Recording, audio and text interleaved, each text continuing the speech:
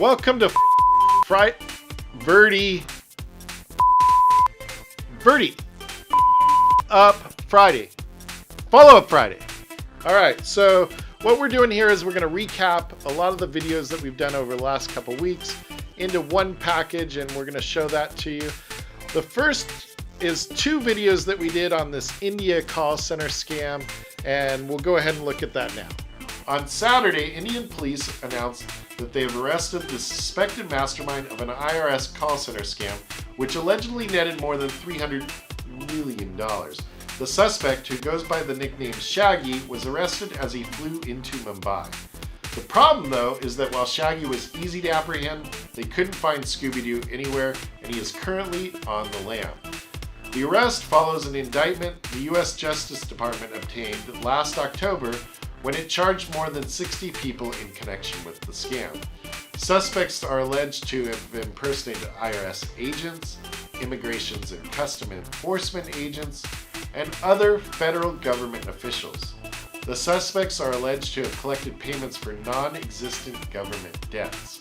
Now, some things to consider to help prevent yourself from becoming a victim of one of these type of scams. Number 1, government agencies typically don't make outbound calls and demand immediate payment for a debt owed. They also typically don't ask for credit and debit card information over the phone. If you owe money, most government organizations will mail you a bill first. So if you're getting a call out of the blue, it may be a scam. Number 2, government agencies do not typically threaten to immediately bring in local police or other law enforcement groups. Number 3, if it truly is a government agency, they will typically give you the opportunity to question or appeal the amount owed. And finally, number 4, don't give your personal information out over the phone unless you know for certain you're speaking with the proper government agency. This just in, Scooby Doo has been captured. Let's go to the footage. Police in India had arrested Sagar Thakkar, who also goes by the name Shaggy. At the time, we reported that Scooby Doo was still on the lam. Well, it seems that Scooby Doo, or Mr. Chowdhury, finally met his match and pled guilty today to charges that he laundered victims' funds in connection with the scam. To date, 55 other individuals and 5 India-based call centers have been charged for their roles in the fraud and money laundering scheme.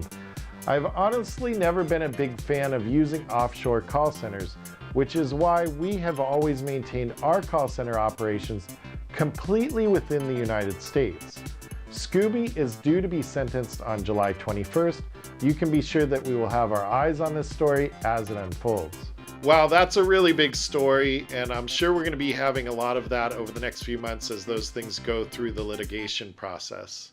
Next up is some of the Facebook stuff that was released last week at the developers conference about augmented reality. Facebook is doing some pretty crazy things these days which have the potential for really changing the way we live our daily lives. At Facebook's annual developer conference, Mark Zuckerberg revealed a very ambitious augmented reality strategy. Augmented what? Oh, I lost you? Think Snapchat filters on steroids. You're still not getting it? Well, augmented reality leverages software to place images or video on top of and within real-world objects. Facebook even debuted some of its nifty new samples like this. Now for the creepy part. You have to keep in mind that Facebook's entire business is centered around advertising. Facebook knows a lot about you, your friends, and your family, and it already uses all of that data to deliver relevant, targeted advertising directly to your feed.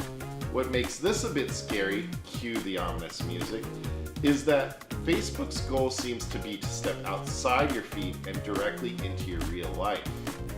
Their plan has some real-world consequences to consider beyond the obvious privacy issues. Issues like, how will this technology change us for good as well as bad? Think about the property owners last summer who didn't like that Pokestop being placed in their backyards. Will McDonald's be able to place ads on the tables at Burger King? Now, all of this technology is definitely in its infancy, but that little Facebook augmented reality baby is sure growing up fast. Well, now if they can just turn that augmented reality cereal bowl into a real cereal bowl, then we'll have something. Next up, we headed to Vegas for the National Association of Broadcasters convention to see what the Vipology guys were up to. We are storming the NAB. Welcome to my channel. I'm Brian Pinkus, and I'm here in Las Vegas for the National Association of Broadcasters convention, which is going to really start heating up tomorrow. NAB is one of the biggest conventions of the year in Vegas, so it should be a great week ahead with everyone in town to make many big announcements. I'm here with a company that I've been working with for several years called Vipology. Vipology provides technology solutions to broadcasters and more recently has announced the release of their audience intelligence tool. This tool provides broadcasters with behavioral research, adding to an already strong product offering. If you haven't found time to get an introduction to Vipology, shoot me a DM and I'll put you in touch with the right guys. Wow, what a busy week at NAB. A lot of big announcements, specifically Twitch coming out and announcing a lot of live video stuff going head-to-head against YouTube, Twitter, and Facebook on the live video side of things. Adobe releasing some new things as far as the Adobe Premiere Suite and cloud services. Next up, we're going to talk about Ridic, this bankingware Trojan that's been wreaking havoc over the last few years. In 2015, a malware variant called Ridic started to catch the attention of the malware research community. Ridic is a banking Trojan which steals online banking usernames and passwords. In 2015 alone, it was used to steal more than $40 million worldwide. At that rate, I'm surprised Wells Fargo didn't come up with this idea. Now, in all fairness, Ridic has been mainly focused on banks outside of the US. It's installed on a machine by users who receive an infected email attachment and then disable Microsoft Word's built-in security protections. Although more recently they have updated their malware to be able to run even with Word's security protections in place.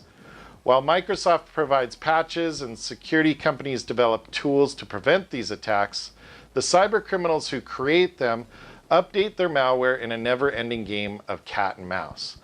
Since these cyber criminals are constantly evolving, there's little that you can do to ensure that you're just absolutely 100% protected, but there are some steps that you can take to make yourself less of a target. So let's go through them. Number 1, install the latest updates for your software and operating systems. Number 2, delete suspicious emails if they have attachments or links. Number 3, pay attention before turning off protected view, disabling security software, or enabling macros. Speaking of enabling macros, the typical user should almost never need to enable a macro. So if an email or website is advising you to do so, you probably should run the other way. And lastly, number 4, install security software with real-time protection. If you're still unsure about whether or not your system is compromised, send me a DM and I'll get you in touch with one of our techs. Now, Ridic is a really malicious piece of software, but banking Trojans have been around for a long time, so you really need to be careful. Next up, we start a series called Tech Times, where we're going to talk this week about MasterCard, Tesla, and the CIA. MasterCard is fulfilling biblical prophecy. I ran across this story today. It seems that MasterCard is currently testing a new payment card that has a fingerprint reader built directly into the card. The reader will allow consumers to approve transactions without the need for a PIN or signature. Now, if MasterCard requires you to place the mark of the beast on your arm to make this whole thing work, I'd probably steer clear of this new contraption.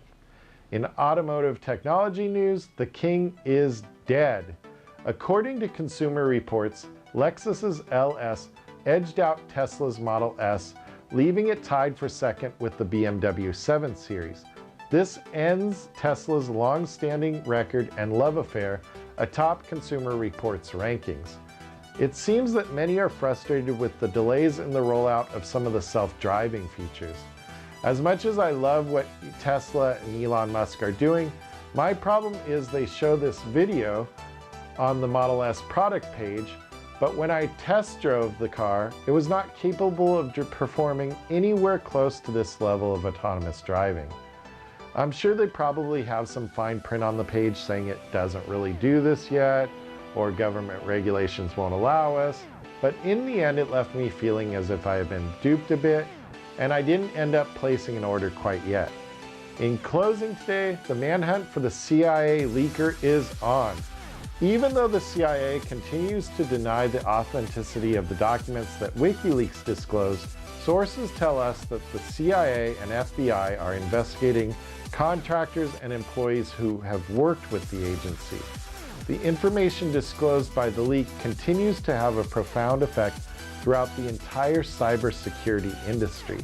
Whomever made these disclosures is likely in some pretty hot water, given I'm sure that the CIA has some pretty good methods to figure out who among the reportedly hundreds of people that had access to these highly classified documents is responsible for the disclosure. Well, that's a wrap of Follow Up Friday. So that's it for today. Go ahead and subscribe to the channel. Make sure to turn on automatic notifications. Follow me on Facebook and Twitter as well. We'll see you next week.